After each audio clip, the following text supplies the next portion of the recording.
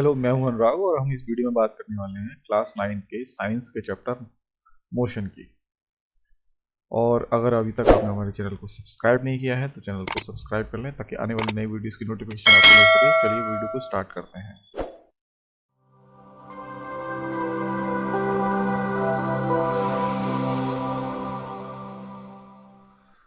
Chapter का नाम है मोशन। देखिए, इस चैप्टर का नाम जो है मोशन, यानी कि मोशन क्या होता है, मोशन के बारे में हमको पता होना चाहिए। तो मोशन से पहले उससे पहले एक और डेफिनेशन पढ़ लेते हैं यहाँ पर हम रेस्ट की, कि कोई ऑब्जेक्ट रेस्ट में होता है तो उसको किस तरीके से रेस्ट में कहते हैं। तो देखिए, मान के चलिए कोई ऑब्जेक्ट है, कोई भी एक बॉक्स बना लिया मैंने, ठीक है। एक कोई ऑब्जेक्ट है, ये बॉक्स है और ये यहाँ पर रखा हुआ है, मान के चलिए, ठीक है। ये बॉक्स है, यहाँ रखा हुआ है और हम इस पॉइंट से इसको देख रहे हैं, इस पॉइंट से यहाँ से हम इसको देख रहे हैं। और ये देख रहे हैं तो यहाँ पर हो क्या रहा है, ये रेस्ट में है, यानी कि हिल डुल नहीं रहा है, तो ये यहीं पर ही रहेगा, ठीक है ना। किसी भी पॉइंट्स के रिस्पेक्ट में ये इसकी पोजीशन वैसी की वैसी है ना। किसी भी पॉइंट के रिस्पेक्ट में इसकी पोजीशन वैसी की वैसी, या कुल मिला के ये कह सकते हैं हम सीधे शब्दों में कि ये हिल डुल नहीं रहा है, बिल्कुल अपनी पोजीशन पर ही है। तो इस ऑब्जेक्ट को हम कहेंगे ये रेस्ट में है, ठीक है। तो ये रेस्ट में, कोई ऑब्जेक्ट रखा हुआ तो वो रेस्ट में है। कोई ऑब्जेक्ट, अगर मोशन किसको कहते हैं, देखो मोशन क्या हो गया कि यहीं पे अगर कोई ऑब्जेक्ट मूव कर रहा है ऑब्जेक्ट, है ना, उसमें एक जगह से दूसरी जगह जा रहा है, मोशन है उसमें, तो उसको क्या कहेंगे हम, वो ऑब्जेक्ट मोशन में है, ठीक है। तो रेस्ट की डेफिनेशन पढ़ लेते हैं पहले, उसके बाद मोशन की भी आएगी। A body is said to be in a state of rest when its position does not change with respect to a reference point। कोई बॉडी या ऑब्जेक्ट, बॉडी कह लो या ऑब्जेक्ट कह लो, को हम इस रेस्ट में कहेंगे, स्टेट ऑफ रेस्ट में कहेंगे जब उसकी पोजीशन चेंज नहीं हो रही है किसी भी रेफरेंस पॉइंट के रिस्पेक्ट में, ठीक है ना। ये डेफिनेशन हो गई। और उसके बाद मोशन। अब इसी ऑब्जेक्ट में मोशन है, यानी कि ये मूव कर रहा है यहां से यहां आगे, तो मूव कर रहा है तो ये ऑब्जेक्ट क्या हो जाएगा, मोशन में हो जाएगा। कुछ ज़्यादा डिफिकल्ट डेफिनेशन नहीं है, बहुत ही इजी डेफिनेशन है ना। तो कोई ऑब्जेक्ट मूव कर रहा है तो वो मोशन में हो जाएगा। तो इसकी डेफिनेशन देख लेते हैं। चलो इसको ये बॉक्स है, मान के चलिए ये बॉक्स है यहाँ पर। अब इस पॉइंट से यहाँ पर इसको देख रहे हैं तो ये यहाँ से यहाँ पर मूव कर गया, यहाँ पर था, इस पॉइंट पर था, ये इस पॉइंट पर आ गया मूव होके, ठीक है ना। तो क्या हो गया, ये ऑब्जेक्ट जो है मोशन में है, ठीक। इसकी डेफिनेशन देख लेते हैं। A body is said to be in the state of motion when its position change continuously with reference to a point, ठीक है। मोशन में क्या तब कहेंगे जब उसकी पोजीशन कंटिन्यूअसली चेंज हो रही है, यानी कि वो आगे चलता चला जा रहा है, ठीक है। यहां था, आगे चलता चला जा रहा है, तो वो क्या होगा, मोशन में कहलाएगा। With reference to a point, reference point यहां से है, ठीक है। ये रेफरेंस पॉइंट हो गया। तो रेस्ट और मोशन समझ में आ गया होगा आप लोगों के। अब नेक्स्ट पेज पर चलते हैं। अब आपका नेक्स्ट टॉपिक है वो है स्केलर क्वांटिटी। देखो, स्केलर क्वांटिटी हमको बार बार जरूरत पड़ती है स्केलर क्वांटिटी की, कि स्केलर क्वांटिटी होता क्या है।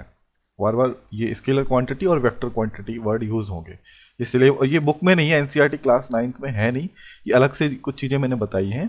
तो ये क्या होता है, it is a physical quantity having magnitude but no direction, ठीक है। पहले एक काम करते हैं, दोनों डेफिनेशन को पढ़ लेते हैं, फिर मैं बताता हूँ उसको।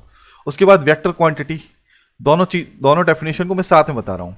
Vector quantity it is the physical quantity having both magnitude and direction. अब मैग्नीट्यूड और डायरेक्शन इसमें सिर्फ मैग्नीट्यूड है, और वेक्टर क्वांटिटी में मैग्नीट्यूड और डायरेक्शन है, ठीक है। ये चीज होती है, वेक्टर क्वांटिटी में डायरेक्शन होता है। अब मैग्नीट्यूड और डायरेक्शन क्या है, इसको समझ लो। मैग्नीट्यूड, मान के चलो हम नॉर्थ डायरेक्शन में जा रहे हैं, नॉर्थ डायरेक्शन में 40 किलोमीटर पर आवर की स्पीड से जा रहे हैं, HI नॉर्थ डायरेक्शन में, ठीक है, नॉर्थ डायरेक्शन में जा रहे हैं। तो यहां पर ये जो चीज है ना, ये वाली, ये मैग्नीट्यूड हो गया, ये जो है ना, ये मैग्नीट्यूड हो गया, और नॉर्थ क्या हो गई, डायरेक्शन हो गई हमारी, ठीक है। तो इसमें क्या है, तो ये जो हम फिजिकल क्वांटिटी है, यानी कि हम अपने जिस डायरेक्शन में जा रहे हैं वहाँ की स्पीड और डायरेक्शन बता रहे हैं, तो ये फिजिकल क्वांटिटी हो गई, ठीक है। तो क्या होता है, बस इतना सा याद रखना, बाकी सारी चीज़ें और क्लियर होंगी जैसे जैसे हम चैप्टर में आगे बढ़ते चलेंगे, सारी चीज़ें क्लियर हो जाएंगी, ठीक है। Scalar quantity it is the physical quantity having magnitude but no direction. Vector quantity it is the physical quantity having both magnitude and direction. बस इतना याद रखना, स्केलर क्वांटिटी में डायरेक्शन नहीं होती, वेक्टर क्वांटिटी में डायरेक्शन होती है, ठीक है। इसके एग्जांपल हैं डिस्टेंस, स्पीड, डिस्प्लेसमेंट, वेलोसिटी, ये एग्जांपल है। अभी समझ में नहीं आएंगे एग्जांपल, ये सारे चीजें अभी डेफिनेशन आने वाली है इनकी आगे, ठीक है। अच्छा, उसके बाद ये तो चीज हो गई स्केलर क्वांटिटी और वेक्टर क्वांटिटी। ये फिजिक्स जब तक आप पढ़ते रहेंगे ये वर्ड आपके आते रहेंगे, फिजिकल क्वांटिटी और वेक्टर क्वांटिटी की जरूरत पड़ती रहेगी फिजिक्स के अंदर। ये जो चैप्टर है ये फिजिक्स में आता है, ठीक है। तो अब जो नेक्स्ट टॉपिक है वो आपका यूनिट सिस्टम। यूनिट सिस्टम भी क्लास 9th में नहीं है, ये क्लास 9th में नहीं दिया गया है, ये छोटी क्लासेस में पढ़ाते हैं, लेकिन इसके बारे में ज़्यादातर बच्चों को कुछ मालूम नहीं होता कि यूनिट सिस्टम होता क्या है, ठीक है। तो मैं बता देता हूं उसको, यूनिट सिस्टम किस किस तरीके के होते हैं। एक होता है एम के सिस्टम, देखो बेटा यहाँ एम के सिस्टम, इसको एसआई सिस्टम कहते हैं। एम के सिस्टम का मतलब मीटर किलोग्राम सेकेंड, एम के सिस्टम में, ठीक है। उसके बाद इसको एसआई की जो एसआई की फुल फॉर्म है यहां पर दे रखी नीचे मैंने, एसआई सिस्टम की इंटरनेशनल सिस्टम ऑफ यूनिट। अब फुल फॉर्म आप लोगों को थोड़ी अजीब सी लग रही होगी, लेकिन यही होती है इंटरनेशनल सिस्टम ऑफ यूनिट, ठीक है। अलग सी है, आप लोगों को ये समझ ये लग रहा होगा कि आई पहले आ रहा है लेकिन इसमें बाद में आ रहा है, लेकिन इसकी फुल फॉर्म यही होती है। तो एसआई सिस्टम कहते हैं या इसको एम के सिस्टम कहते हैं, दो नाम होते हैं, ठीक है। मीटर, एम से मीटर, के से kilogram, second, metre kilogram second होता है इसमें, ये यूनिट यूज होती है। उसके बाद सीजीएस, सीजीएस सिस्टम में होता है सेंटीमीटर ग्राम सेकंड। देखो ये जो सिस्टम है यूनिट इसमें अलग है, जैसे मीटर की सेंटीमीटर हो गई, किलोग्राम की यहाँ पे ग्राम हो गई, सेकंड सेम रहता है। तो ये दो यूनिट हम यूज करते हैं, यूनिट सिस्टम यूज करते हैं, एमकेएस सिस्टम और सीजीएस सिस्टम, ठीक है। एमकेएस सिस्टम और सीजीएस सिस्टम, ये याद रखना बहुत ज़्यादा जरूरत पड़ती है हमको, और ये चैप्टर कराने से पहले मैं इसलिए करा रहा हूँ कि बाद में न्यूमेरिकल कराते समय जरूरत पड़ती है और बच्चे कहते हैं हमें तो सर ये पता नहीं है, ठीक है।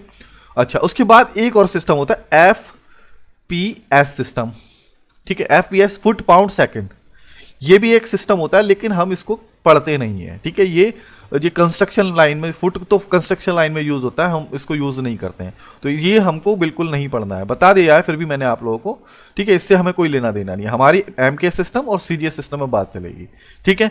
चलिए अब आगे नेक्स्ट पेज पर चलते हैं हम। अब नेक्स्ट टॉपिक है डिस्टेंस। डिस्टेंस और डिस्प्लेसमेंट, ये दोनों चीजें पढ़नी है ना हमको। चलो यहाँ बात कर लेते हैं पहले डिस्टेंस की। यहाँ लिखते हैं हम डिस्टेंस और डिस्प्लेसमेंट। डिस्प्लेसमेंट दो चीजें हैं, देखो दोनों में साथ में क्यों करा रहा हूं, क्योंकि मिलती जुलती हैं। चलो पहले डिस्टेंस की बात कर लेते हैं। डिस्टेंस क्या होता है कि मान के चलिए हमको, दोनों सेम ही है लेकिन बहुत बड़ा डिफरेंट भी है इसमें। डिस्टेंस की बात कर लेते हैं कि मान के चलिए हमने एक पॉइंट है, ए पॉइंट से इस तरीके से ट्रेवल किया और हम इस पॉइंट पे पहुंच गए, ठीक है। घूमते फिरते इस पॉइंट पर पहुंचे। तो यहाँ जो एक्चुअल पाथ ट्रेवल किया है किसी भी ऑब्जेक्ट ने वो क्या है, वो उसकी डिस्टेंस कहलाएगी, ठीक है। ए पॉइंट से बी पॉइंट तक जितनी डिस्टेंस कवर किया है उसने, है ना, उसको क्या कहेंगे हम, डिस्टेंस कहेंगे। जितना पाथ ट्रेवल किया है, डिस्टेंस नहीं, जितना पाथ ट्रेवल किया है उसको हम डिस्टेंस कहेंगे। डेफिनेशन देखते हैं इसकी। The actual path of length travel by an object during its journey from its initial position to its final position is called the distance, ठीक है ना। कि जो पाथ जितना ट्रेवल किया है, the actual path of length bye an object during its journey, यानी कि यहाँ से कोई ऑब्जेक्ट चलना स्टार्ट किया है उसने यहाँ से, और ये पूरी इस तरीके से घूमता हुआ ये इस तरीके से पूरा यहाँ तक गया है, तो ये पूरी जो एक्चुअल पाथ कवर किया है यही पूरी डिस्टेंस कहलाएगी। समझ रहे ना। तो ये अच्छा, तो ये अगर हम इसको लंबाई नापेंगे तो पूरी इस तरीके से, जिस तरीके से मोड़ घूम रहे हैं हमें पूरी वैसे ही लंबाई नापनी पड़ेगी, ठीक है। या हम इसको ऐसे कर सकते हैं, चलो अगर मान के चलो ए पॉइंट ये है, एक तरीका और है समझने के लिए, बी पॉइंट ये है, तो हम पहले इस तरीके से गए फिर इस तरीके से गए और हम ऐसे भी जा सकते हैं, ठीक है। किसी भी तरीके का पाथ हो सकता है, ठीक है, किसी भी तरीके का डिस्टेंस कवर कर सकते हैं, लेकिन पूरी पाथ की लंबाई मेजर करनी पड़ेगी, ठीक है। अच्छा, तो उसके तो ये तो समझ में आ गया आप लोगों के कि डिस्टेंस किसको कहते हैं। दो पॉइंट्स के बीच की में जो पाथ ट्रेवल किया गया, दोनों के बीच के पाथ की जो लेंथ होगी उसको हम कहेंगे डिस्टेंस कहेंगे। और distance is a scalar quantity. Distance क्या होती है? Scalar quantity. देखो यहां पर डिस्टेंस को स्केलर क्वांटिटी को कह रहे हैं क्योंकि डिस्टेंस है, यानी कि डिस्टेंस क्या है? डिस्टेंस एक लंबाई है, लेंथ है ना। डिस्टेंस यानी कि इसको कैसे नापेंगे? मीटर या सेंटीमीटर या किलोमीटर में नापेंगे, मीटर में नापेंगे ना। ये सारी यूनिट क्या है? लंबाई की यूनिट होगी।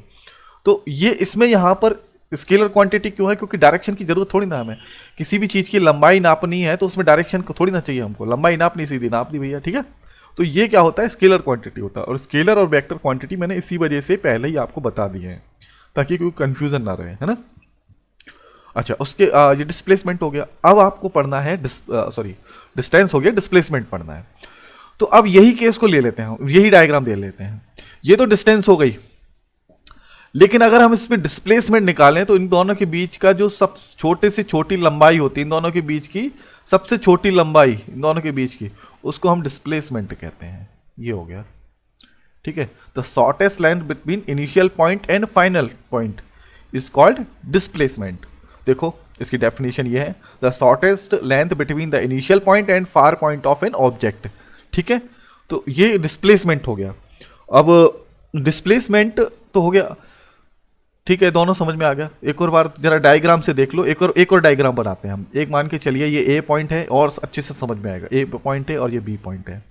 अब ये मान के चलिए ये पूरा कोई ऐसे घूमता हुआ एक जगह से ए पॉइंट से बी पॉइंट तक जाना है, तो ये पूरा घूमता हुआ ऐसे ऐसे ऐसे ऐसे पूरा घूमता हुआ कोई स्कूल जा रहा है। ये मान के चलिए इसका घर है लड़के का और ये स्कूल है बी पर, है ना। तो वो सुबह जा रहा है तो ऐसे घूमता हुआ पूरा, मतलब गलियों से होता हुआ उसका जो रास्ता है वो इसी तरीके से है। तो ऐसे घूमते हुए पूरा पहुंचा। अब ये तो हो गई डिस्टेंस, उसने कितनी कवर कर ली? मान के चलिए उसने 2 किलोमीटर डिस्टेंस कवर कर ली। लेकिन डिस्प्लेसमेंट कितना हुआ उसका? इन दोनों के अगर ए और बी के बीच में डिस्प्लेसमेंट पूछे तो क्या होगा? डिस्प्लेसमेंट बिटवीन जो है the shortest length between initial point and far point, यानी कि इन दोनों के बीच की जो सबसे छोटी लेंथ होगी, ऐसे लाइन खींच के जो सबसे छोटी लाइन आ रही होगी, ये है ना। तो ये क्या हो गई? यहां से यहां तक जो लाइन ड्रॉ हो रही है, ये क्या हो गया? डिस्प्लेसमेंट हो गया, ठीक है।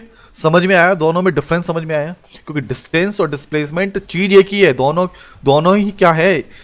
ये दोनों की जो हम मेजरमेंट करेंगे, उनकी यूनिट लेंगे, वो किस में लेंगे? लंबाई के हिसाब से लेंगे, मीटर या सेंटीमीटर या किलोमीटर के हिसाब से लेंगे, है ना। यानी कि लंबाई है, ये रास्ते की लंबाई, किसी ऑब्जेक्ट की लंबाई। तो दोनों ही ये डिस्टेंस और डिस्प्लेसमेंट क्या है? हम इसको किस में नापेंगे? या तो मीटर में नापेंगे, किलोमीटर में नापेंगे, सेम ही है, लेकिन डिफरेंस है ना। डिफरेंस मैंने बता दिया, डिस्टेंस और डिस्प्लेसमेंट में क्या डिफरेंस होता है, ठीक है। इसलिए मैंने ये साथ में कराए थे। अब नेक्स्ट पेज पर इनके डिफरेंसेस और पढ़ लेते हैं, थोड़ा सा और एक्स्ट्रा वही चीजें हैं लेकिन थोड़ा सा और दे दिया इसमें मैंने। डिस्टेंस क्या है? इसमें फर्स्ट पॉइंट है length of the actual path travel by an object, और इसकी डेफिनेशन क्या है? The shortest length between the initial point and far point of an object. ये पिछले पेज पर हो गया है। It is a scalar quantity, it is a vector quantity. ये स्केलर क्वांटिटी होती है और ये वेक्टर क्वांटिटी होती है, ये बहुत बड़ा डिफरेंस है। अब जो डिस्प्लेसमेंट में वेक्टर क्वांटिटी हो रही है कि किस डायरेक्शन में डिस्प्लेसमेंट हो रहा है, ये क्या होती है? वेक्टर क्वांटिटी होती है। इसमें डायरेक्शन होगा आप लोगों को दिया जाएगा, ठीक है। It's remain positive, can't be zero और नेगेटिव। ये क्या हो सकती है कि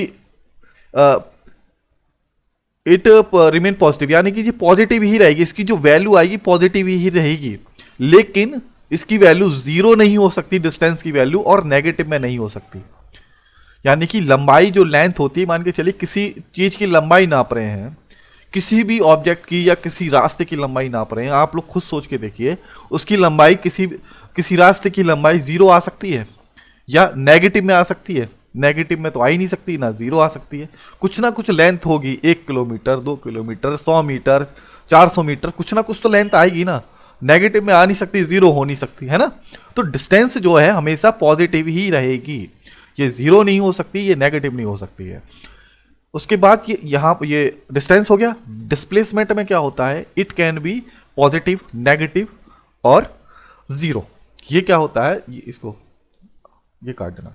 ये पॉजिटिव होती है, नेगेटिव होती है और जीरो भी हो सकती है। ये तीनों हो सकती है, पॉजिटिव भी हो सकती है, नेगेटिव भी हो सकती है और उसकी वैल्यू जीरो भी हो सकती है। अब ये कैसे हो सकता है?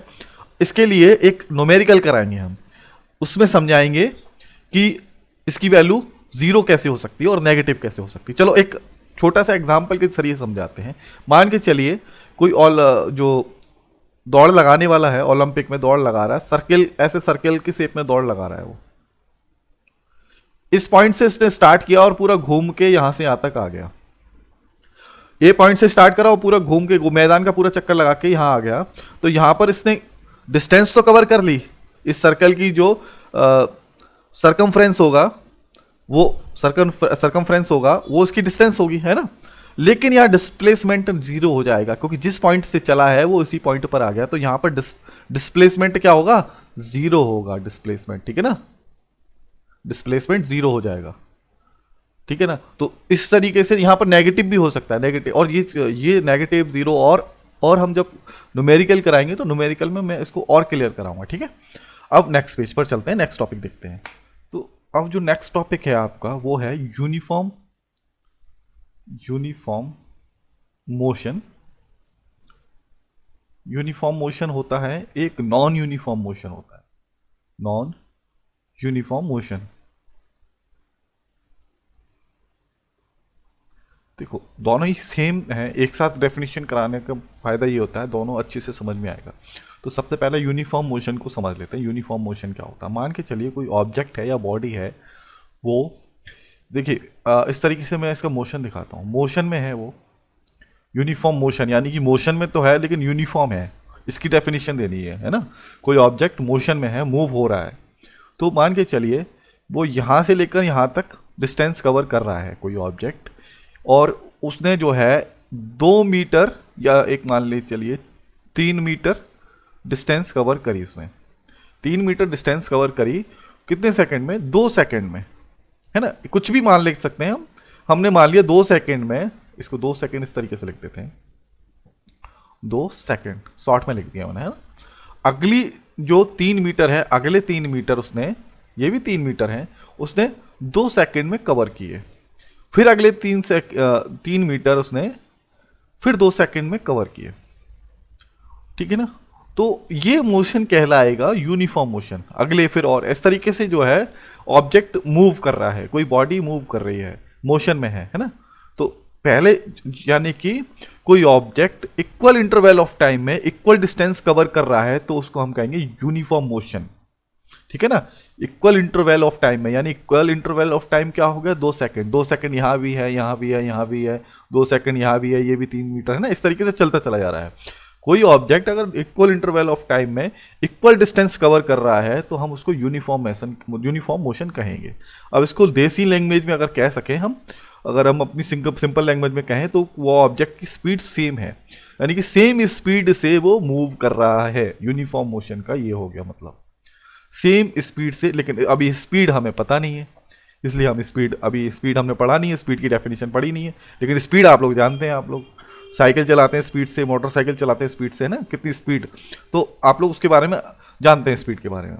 तो यूनिफॉर्म मोशन की डेफिनेशन भी बता दी मैंने, इसको सिंपल लैंग्वेज में हम क्या कह सकते हैं, ठीक है ना। तो यूनिफॉर्म मोशन की डेफिनेशन क्या है ये देखते हैं। क्या है यहाँ पर देखो, when a body travel an equal distance in an equal interval of time then the motion is said to be uniform motion, ठीक है ना।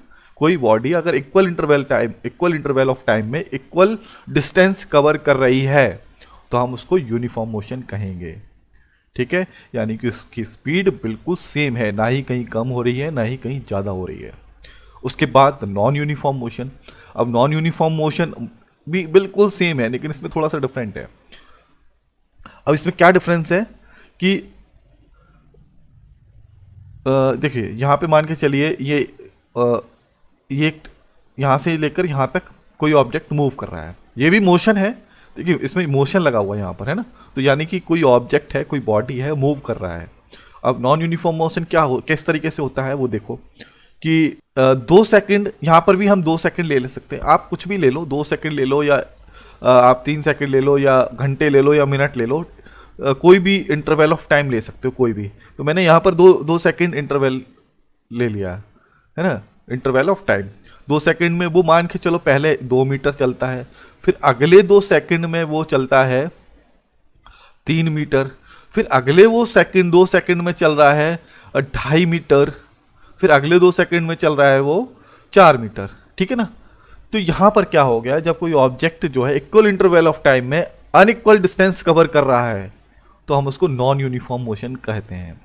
देख ये यहाँ पर दिखाई दे रहा, पहले इंटरवल में उसने 2 मीटर, फिर 3 मीटर, फिर 2.5 मीटर, 4 मीटर, ऐसे स्पीड, मतलब उसकी स्पीड कम ज़्यादा हो रही है ना, समझ रहे हो ना। तो इसलिए वो डिस्टेंस अलग अलग तरीके से कवर कर रहा है। कुल मिला के ये कहें, बिल्कुल स्पीड उसकी सेम नहीं है, कभी कम हो रही है, कभी स्पीड ज़्यादा हो रही है। तो कब ज़्यादा स्पीड है तो ज़्यादा डिस्टेंस कवर कर रहा है, कम स्पीड है तो कम स्पीड डिस्टेंस कवर कर रहा है ना। तो स्पीड का तो कंसेप्ट छोड़ दो, बस अभी यहाँ पर जो मैं ये डायग्राम से समझाना चाह रहा हूँ वो समझ लो आप। तो नॉन यूनिफॉर्म मोशन क्या हो गया, जब कोई object equal interval of time में अनइक्वल डिस्टेंस कवर करता है तो उसको हम नॉन यूनिफॉर्म मोशन कहते हैं। ठीक है, यहां पर और यहां पर डिफरेंस क्या है वो आप लोगों को समझ में आ गया होगा। इसकी डेफिनेशन क्या है नॉन यूनिफॉर्म मोशन की, in this type of motion the body will travel unequal distance in equal interval of time. समझाने की जरूरत नहीं, सारी चीजें समझ चुके हैं आप लोग। ठीक है, ये uniform motion non uniform motion हो गया है। सारी चीज़ों की जरूरत पड़ेगी तो एक एक डेफिनेशन अच्छे से कराऊंगा। पूरा वीडियो देखने के बाद आप लोगों को कोई डाउट नहीं बचेगा इस चैप्टर में, मेरी गारंटी है। उसके बाद नेक्स्ट टॉपिक है आपका स्पीड। तो स्पीड अभी डेफिनेशन मत देखना, ठीक है। स्पीड की पहले हम ये इसको मत देखो, बिल्कुल नहीं देखना अभी डेफिनेशन को। स्पीड को हम ऐसे समझते हैं, स्पीड का फॉर्मूला था डिस्टेंस ट्रेवल अपॉन टाइम। ठीक है, सबसे बस आप लोगों को क्या करना है, सिर्फ फॉर्मूला याद करना है। ठीक है, ज़्यादातर जो डेफिनेशन होती हैं वो उसमें फॉर्मूला होता है फिजिक्स के अंदर। तो आप लोगों को स्पीड का फॉर्मूला याद करना है डिस्टेंस अपॉन टाइम, या आप इस तरीके से लिख लो थोड़ा सा इजी तरीके से, स्पीड इक्वल टू ये लिख सकते हैं आप लोग distance upon time, distance upon time, ये भी लिख सकते हैं, ये भी ठीक है आपका। तो क्या अब हम करते क्या है, डेफिनेशन बनाने का तरीका बता देता हूँ आप लोगों को। अगर डेफिनेशन भूल जाते हैं कोई प्रॉब्लम नहीं है, और डेफिनेशन याद भी नहीं करनी है आप लोगों को। फिजिक्स के अंदर डेफिनेशन याद नहीं करनी है, जिस डेफिनेशन का फॉर्मूला है, तो आप लोगों को सिर्फ फॉर्मूला याद करना है। अब देखो इसकी डेफिनेशन कैसे बनाते हैं, जो नीचे टाइम दे रखा है ना उसकी वैल्यू को हम 1 कर देते हैं, 1 सेकेंड, 1 सेकेंड कर दो इसको, जो भी वैल्यू नीचे दे रखी है उसको 1 सेकेंड कर दो, 1 कर दो उसको।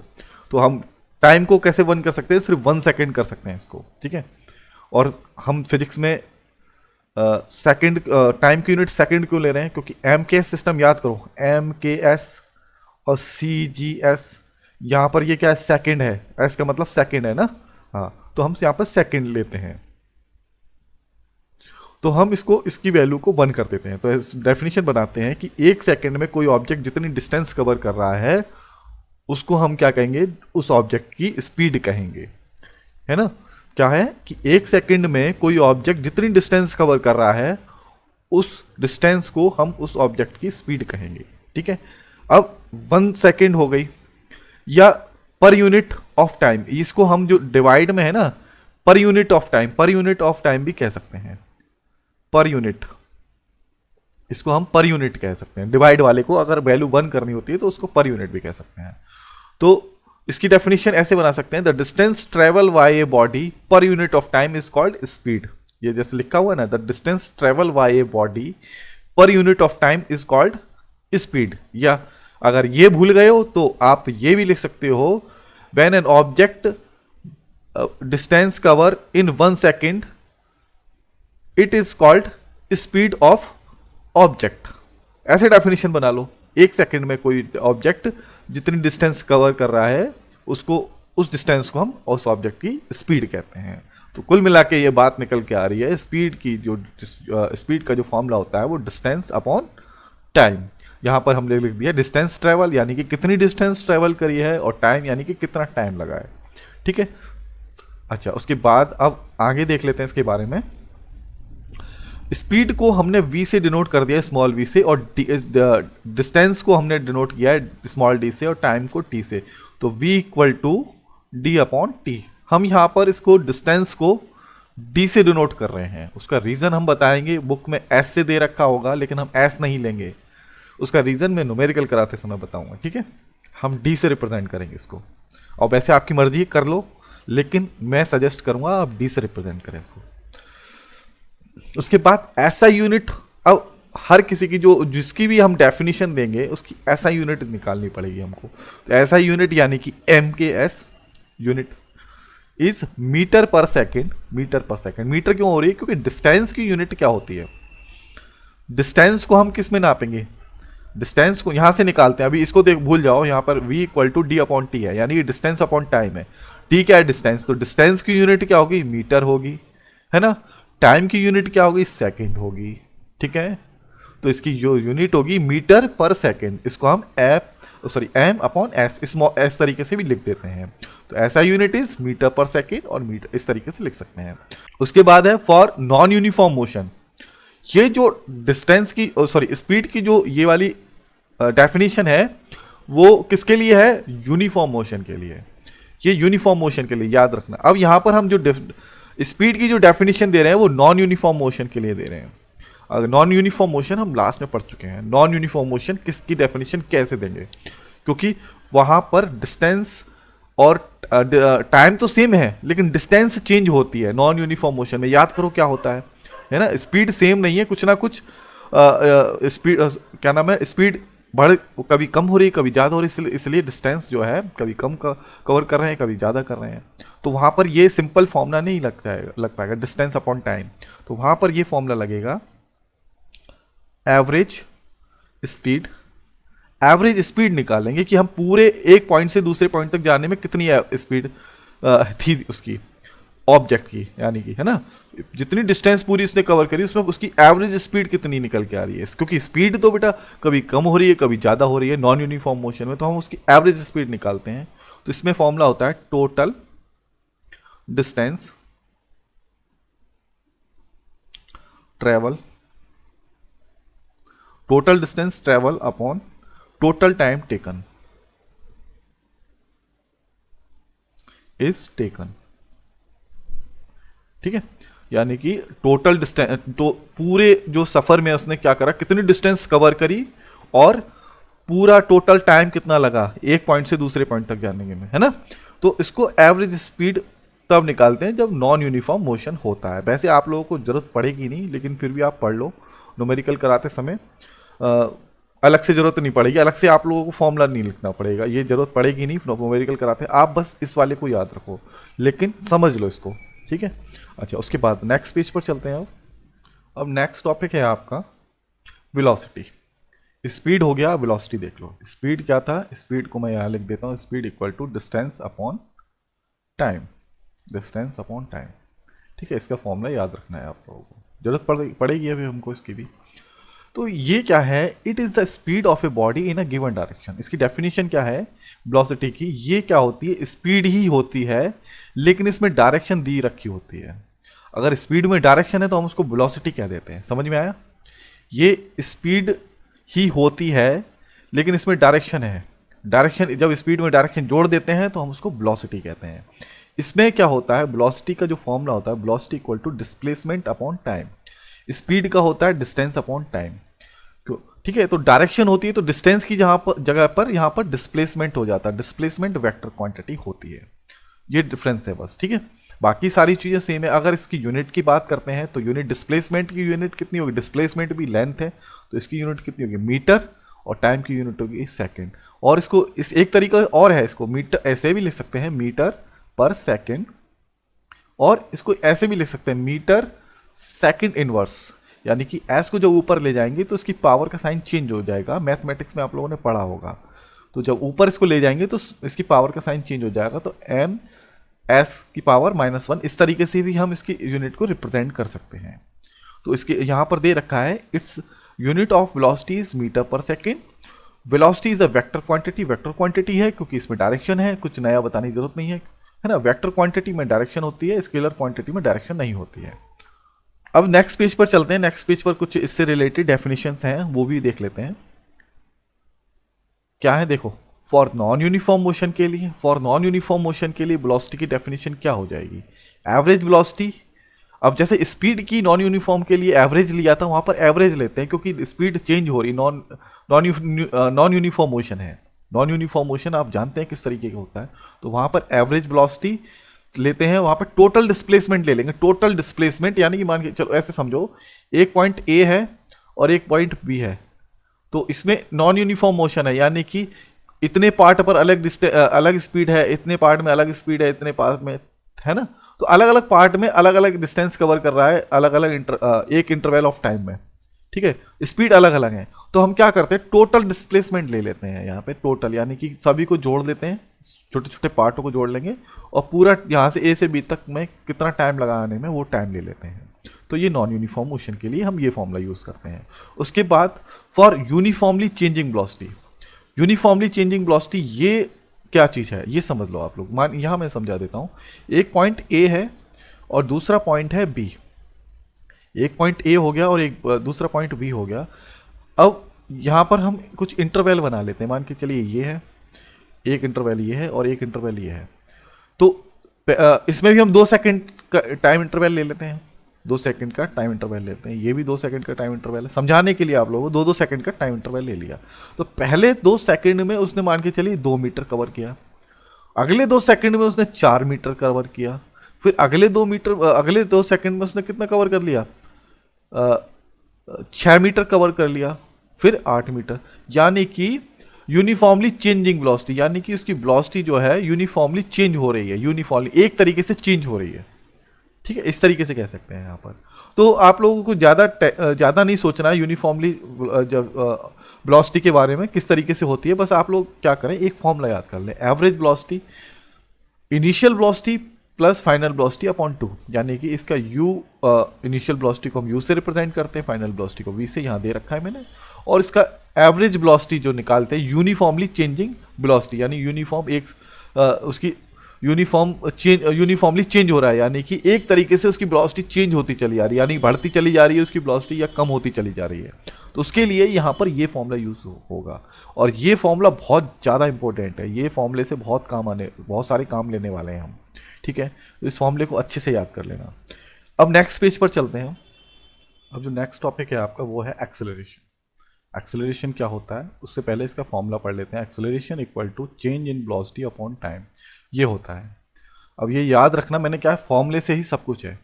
डेफिनेशन भूल जाओ कोई बात नहीं, आप फॉर्मूला लिख के चले आना, कुछ ना कुछ नंबर मिले ही जाएंगे और अच्छे नंबर मिलेंगे। डेफिनेशन पे ज़्यादा जोर मत दिया करो आप लोग, डेफिनेशन भूल जाओ कोई बात नहीं। वैसे तो डेफिनेशन किससे बनती है, फॉर्मूले से बनती है।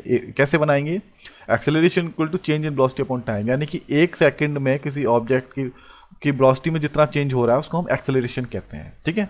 ऐसे लिख दो, it can be define as the rate of change. Rate किसको कह रहे हैं, रेट लगाते हैं जब नीचे टाइम होता है तब उसको रेट कह देते हैं, ठीक है। और acceleration is seen in non uniform motion, non uniform motion में ही होता है एक्सेलरेशन। चेंज इन वेलोसिटी, यानी कि वेलोसिटी चेंज हो रही है, वेलोसिटी चेंज हो रही है, यानी इसका मतलब क्या है, एक्सेलरेशन किस में हो रहा है, नॉन यूनिफॉर्म मोशन में ही होता है। ये फॉर्मूला होता है चेंज इन वेलोसिटी, यानी कि final velocity minus initial velocity, last वाली वेलोसिटी में से शुरुआत वाली वेलोसिटी घटा देते हैं, तो ये फॉर्मूला हो जाता है एक्सेलरेशन का। बहुत ही ज़्यादा इंपॉर्टेंट है, बहुत ज़्यादा इंपॉर्टेंट है, ठीक है। तो v equal to final velocity, u equal to initial velocity, और ऐसा unit is metre per second. अब ऐसा यूनिट निकाल लेते हैं यहाँ पर। देखो वेलोसिटी की यूनिट क्या होती है, मीटर पर सेकेंड, है ना। और टाइम की, ये मीटर पर सेकेंड किसकी यूनिट हो गई, वेलोसिटी की, ऊपर वाले की, ठीक है। और अगर हम इसकी ये टाइम की यूनिट लें तो उसकी यूनिट सेकंड हो जाएगी, और इसके नीचे देखो 1 है, इस तरीके से कुछ नहीं तो 1 मान लेते हैं, तो इसका इंटू यहाँ हो जाएगा और इसका इंटू यहाँ हो जाएगा, तो मीटर पर सेकंड स्क्वायर हो गया, ये यूनिट हो गई, यानी कि मीटर पर सेकंड स्क्वायर ये यूनिट हो गई, ठीक है।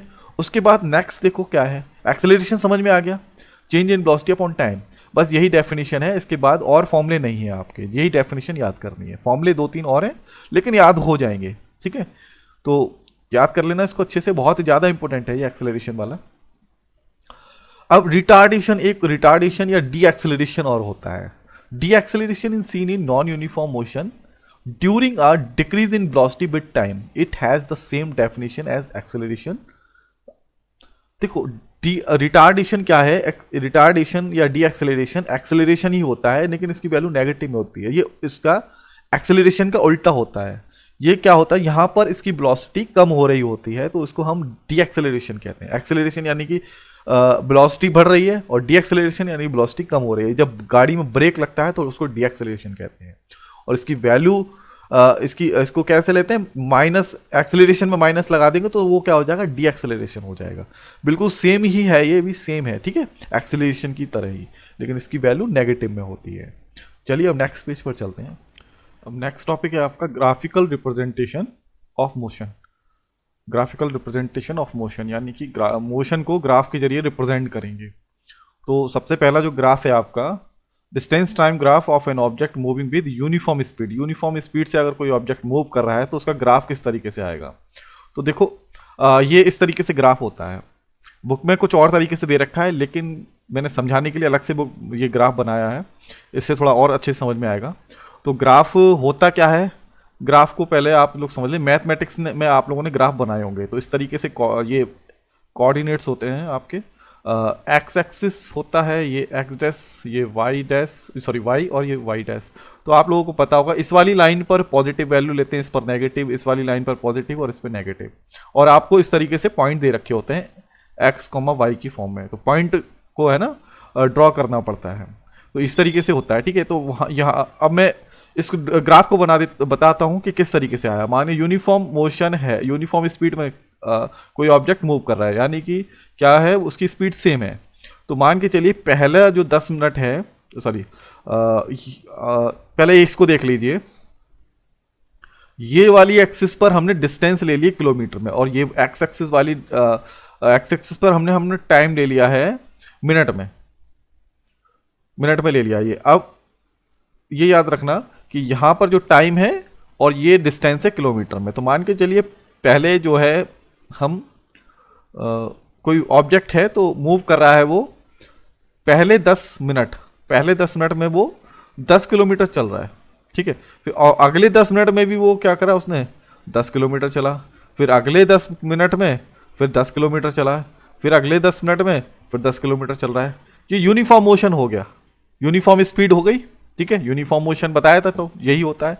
तो हम पहला जो पॉइंट आ रहा है 10,10, यानी कि पहले 10 मिनट में यहां से यहां तक 10 मिनट हो गया, देखो यहां से, तो इसके बराबर में एक इस तरीके से पॉइंट लगा देंगे। अब जब ग्राफ ड्रॉ करते हैं तो ग्राफ पेपर लिया जाता है, उसके बारे में उसको बनाने के लिए ग्राफ पेपर पे ड्रॉ किया जाता है। तो अब उसमें इसी वाले पॉइंट पर 10 मिनट में वो 10 किलोमीटर चला, यानी कि 10 किलोमीटर यहाँ हो गया, तो हमने यहाँ पॉइंट ड्रॉ कर दिया, ठीक है। उसके बाद ये लाइन अभी लाइन तो बाद में ड्रॉ करते हैं, तो पॉइंट पहले बना लेते हैं। उसके बाद अगले 10 मिनट में वो अगले 10 मिनट कहाँ होंगे, 10 और 10 20 हो जाएंगे। तो यहाँ पे इस तरीके से इसकी लाइन के बिल्कुल स्ट्रेट में एक पॉइंट लगा लिया, उसके बाद और फिर यहाँ पर एक पॉइंट लगा लिया, ठीक है।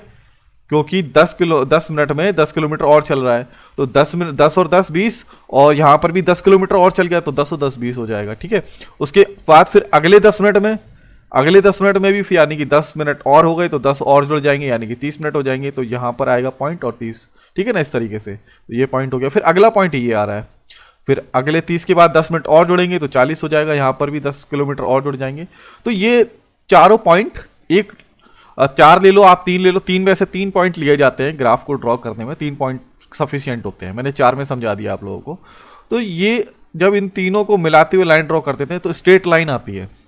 इस तरीके से जो यूनिफॉर्म स्पीड के लिए जो ग्राफ आएगा डिस्टेंस टाइम के बीच में, तो वो स्ट्रेट लाइन मिलती है हमको। समझ में आया? तो ग्राफ से हमको समझ में आता है कि ये यूनिफॉर्म मोशन है, ठीक है, यूनिफॉर्म स्पीड में मूव कर रहा है, ठीक है। अब नेक्स्ट पेज पर चलते हैं और ग्राफ देखते हैं। अब नेक्स्ट टॉपिक है आपका distance time graph for a car moving with non uniform speed. Non uniform speed से कोई कार मूव हो रही है तो उसका डिस्टेंस और टाइम के बीच में ग्राफ किस तरीके से आएगा। तो इससे पहले था यूनिफॉर्म स्पीड के लिए, है ना, उसमें स्ट्रेट लाइन मिल रही थी। अब है नॉन यूनिफॉर्म के लिए, ठीक है। तो सबसे ये ग्राफ तो अभी समझते हैं, इससे पहले हम एक इसको इजी करने के लिए ग्राफ बनेगा कैसे। मान के चलिए एक कार है, तो इस पॉइंट से इस पॉइंट तक जा रही है, यहाँ से लेकर यहाँ तक, ये लाइन है, यहाँ से लेकर यहाँ तक जा रही है कोई कार। वो मान के चलिए पहले 2 सेकंड में वो 1 मीटर मूव कर रही है, अगले 2 सेकंड में वो 3 मीटर मूव कर रही है, फिर अगले 2 सेकंड में 2-2 सेकंड के इंटरवल है, वो 5 मीटर, फिर अगले में 7 मीटर, फिर अगले में 9 मीटर, फिर अगले में 11 मीटर, है ना, या अगले में 11 मीटर, यहाँ तक 11 मीटर तक ले लिया, ठीक है। तो इतने इतने ये सभी 2-2 सेकंड के टाइम इंटरवल हैं। तो इसी ग्राफ के हिसाब से मैंने वैल्यू ली है। तो ये नॉन यूनिफॉर्म मोशन हो गया कैसे कि इक्वल इंटरवल ऑफ टाइम में वो अनइक्वल डिस्टेंस कवर कर रहा है। पहले सेकंड में 1 मीटर, दूसरे सेकंड में 3 मीटर, अगले अगले 2 सेकंड में 5 मीटर, फिर 7 मीटर, फिर 9 मीटर, फिर मतलब हर 2 सेकंड में अलग अलग डिस्टेंस कवर कर रहा है ऑब्जेक्ट। ठीक है, मूविंग कार जो है हर 2 मिनट में अलग अलग जो है डिस्टेंस कवर कर रहा है। तो इसको देखो, ग्राफ जानते हैं आप लोग, यहाँ पर देखो ये जो वैल्यू है यहाँ वाली सेकंड में ली गई है ना, ये टाइम है जो सेकंड में लिया गया है इस वाली एक्सिस पर, और ये यहाँ पर इस वाली एक्सिस पर वाई एक्सिस पर हमने क्या लिया है, डिस्टेंस लिया है मीटर में। ठीक है, मीटर में लिया और ये सेकंड में लिया।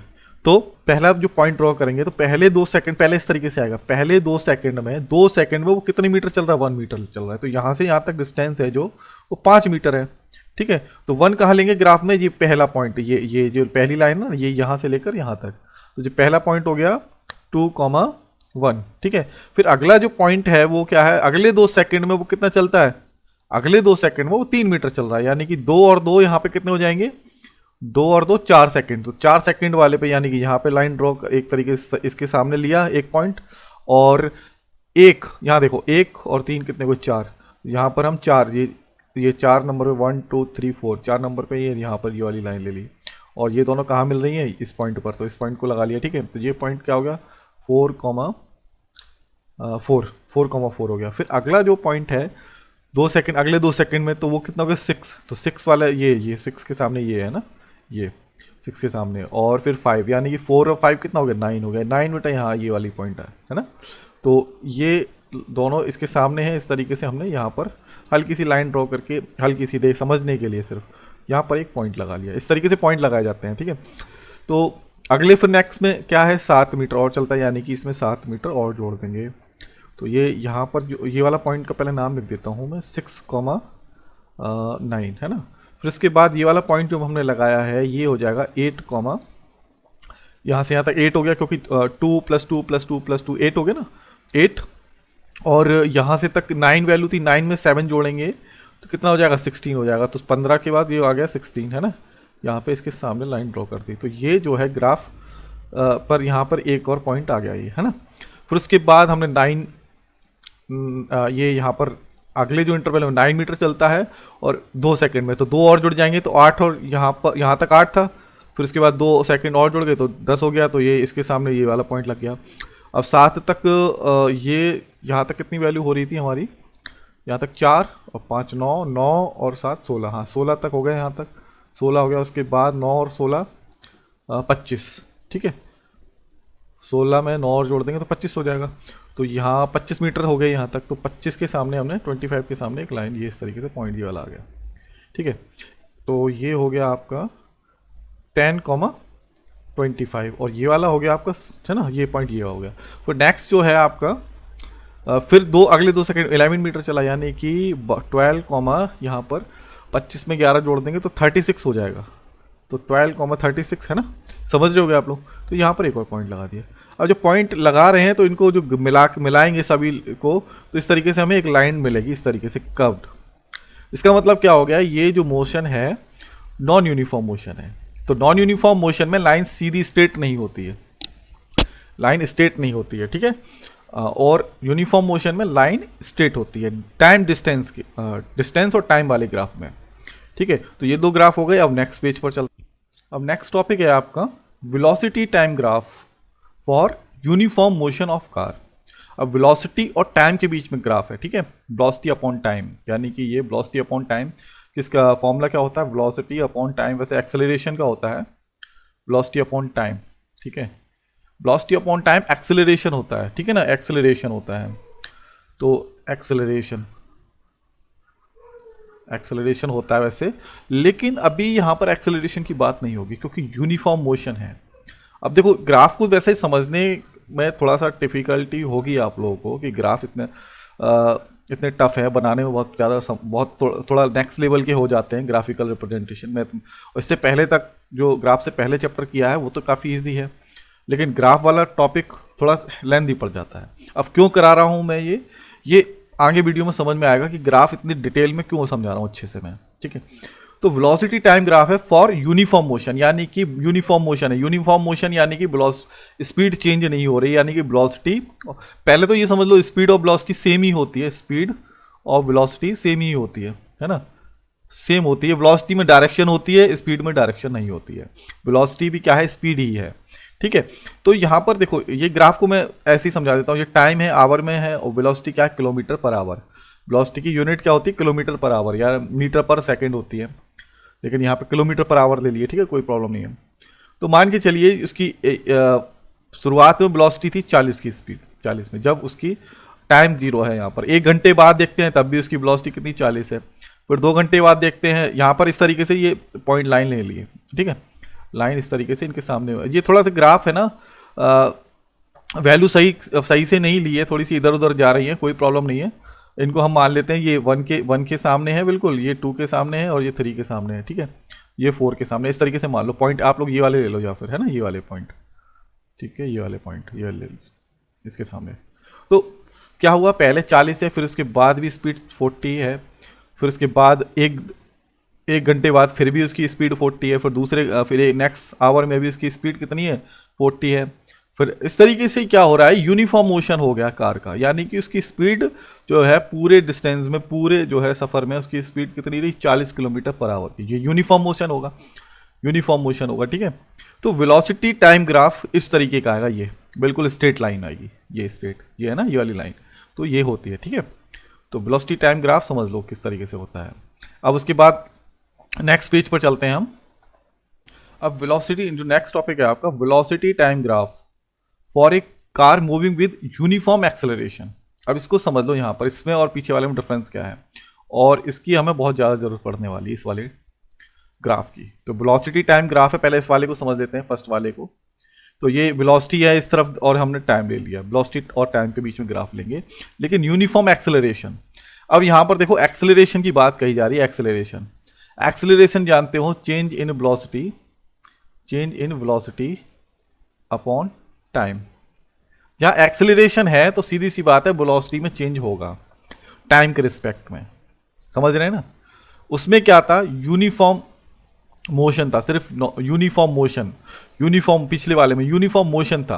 अब यहाँ पर यूनिफॉर्म एक्सेलरेशन है। एक्सेलरेशन का मतलब ही क्या होता है, एक्सेलरेशन की डेफिनेशन क्या होती है, change in velocity upon time. Acceleration की डेफिनेशन चेंज इन वेलोसिटी, यानी कि वेलोसिटी में चेंज होगा ही होगा, ठीक है ना। तो यहाँ पर देखो, अब इस डायग्राम को ऐसे समझ लो, वैसे वो ग्राफ को, सॉरी, अब ग्राफ इससे पहले दो देख रखे हैं आप लोगों ने, तो सारी वैल्यू लेके मैंने बताया था।